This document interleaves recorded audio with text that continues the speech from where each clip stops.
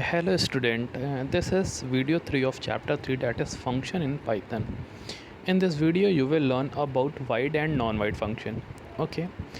In video 2 you had seen about three types of functions, that is built-in functions, function defined in module, and the third one user defined function. Okay. In this video you will learn void and non-void function.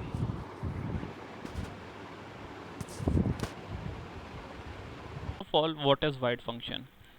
Function which do not have a return statement, that function we called void function. Okay, if we are not giving any return statement at the last of the definition of the function, then by default Python insert none literal type. Okay,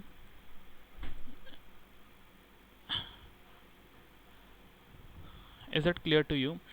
uh, in Python, none is a literal type, none type, which is used to denote the absence of a value. It is commonly assigned to a variable to indicate that the variable does not point to any object. Okay, now see the example.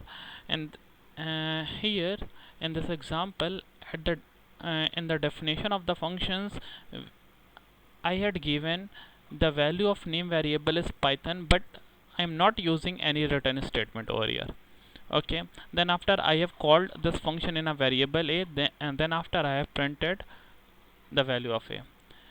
If we will execute this code, then our output will be none, because we does not use any return statement here. Now next is non-void function, the opposite of the void function. If we are using the return statement in a function, then we called it non-void function. Okay, by using return statement we can return some value to the function. Okay, it is also known as fruitful functions. See the example.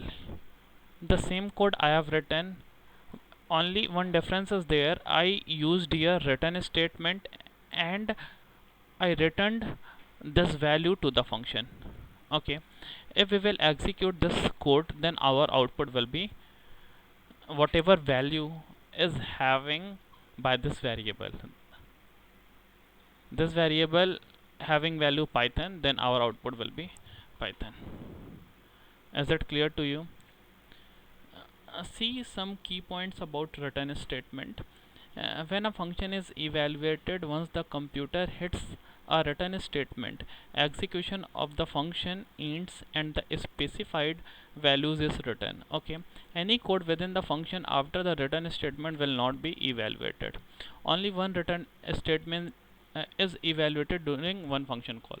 Two things are here.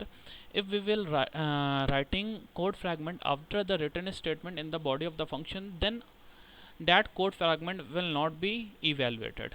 Whatever we are writing after the return statement, whatever code we are writing before the return statement, only that code will be executed. Okay, at the time of the calling of the function. And second one is, uh, in one function call only one return statement will be evaluated. Now third one is, the return type declared in the first line of the function must be the same as the data type of what is actually being written from within the body of the function.